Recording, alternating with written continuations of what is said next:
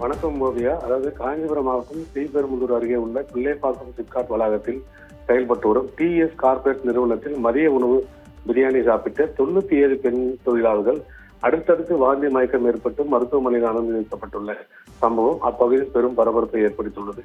பிள்ளைப்பாக்கம் சிப்காட் வளாகத்தில் உள்ள இந்த கார் கேபிள் தயாரிக்கும் தனியார் நிறுவனத்தில் 300க்கும் மேற்பட்ட பெண் தொழிலாளர்கள் பணியாற்றி வருகின்றனர். இவர்களுக்கு தன்வியர் ஃபுட்ஸ் என்ற தனியார் கேட்டரிங் நிறுவனம் தினசரி உணவு வழங்கி வருகிறது. புதன்கிழமை தோறும் அசைவ உணவு தொழிலாளர்களுக்கு வழங்கப்படுவது வழக்கம். நேற்று மதியம் உணவாக சிக்கன் பிரியாணி வழங்கப்பட்டுள்ளது. முதல் கட்டமாக மதியம் 12 மணி அளவில் முதல் பேட்ச் பெண் தொழிலாளர்களுக்கு பிரியாணி பராமரிக்கப்பட்ட போது அதிலிருந்த சிக்கன் துண்டுகளில் கடுமையான துர்நாற்றம் வீசியதாக கூறப்படுகிறது. இது குறித்து அதிர்ச்சி அடைந்த பெண் தொழிலாளர்கள் கேட்டரிங் ஊழியர்களிடம் உடனடியாக புகார் தெரிவித்துள்ளனர். ஆனால் அந்த புகாரை அலட்சியப்படுத்த கேட்டரிங் ஊழியர்கள் பிரியாணியில் இருந்த சிக்கன் துண்டுகளை மட்டும் அவசரமாக அப்புறப்படுத்திவிட்டு அதே பிரியாணியை அடுத்த பேட்ச் 12:30 மணிக்கு தொழிலாளர்களுக்கு பராமரிக்கப்பட்டதாக அதிர்ச்சி குற்றச்சாட்டு எழுந்துள்ளது. இதற்கிடையே முதலில் சிக்கன் சாப்பிட்ட பெண் தொழிலாளர்களுக்கு அடுத்தடுத்து கடுமையான வயிற்று வலி மற்றும் வாந்தி ஏற்பட்டு ஒவ்வொருவராக மயங்கி விழுந்தனர். இதனால் நிறுவன வளாகத்திற்குள் பெரும் பதற்றமும் கூச்சல் ஏற்பட்டது. உடனடியாக தனியார் ஆம்புலன்ஸ்கள் வரவழைக்கப்பட்டு தொழிலாளர்கள் அனைவரும் மீட்கப்பட்டு அருகில் உள்ள தனியார் மருத்துவமனைக்கு சிகிச்சைக்காக அனுப்பி வைக்கப்பட்டனர்.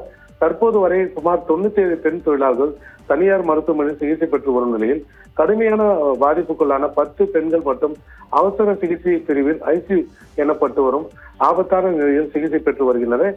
இந்த நிலையில் உணவு வழங்கும் தன்வியர் கேட்டரிங் நிறுவனம் கெட்டுப்போன பிரியாணி இறைச்சி வழங்கியதால் பெண் தொழிலாளர்கள் அடுத்தடுத்து மயங்கி விழுந்ததாக கூறப்படுகிறது. உடனடியாக தகவல் அறிந்து காவல்துறையினர் மற்றும் உணவு பாதுகாப்பு துறை அதிகாரிகள் விசாரணை மேற்கொண்டு வருகின்றனர்.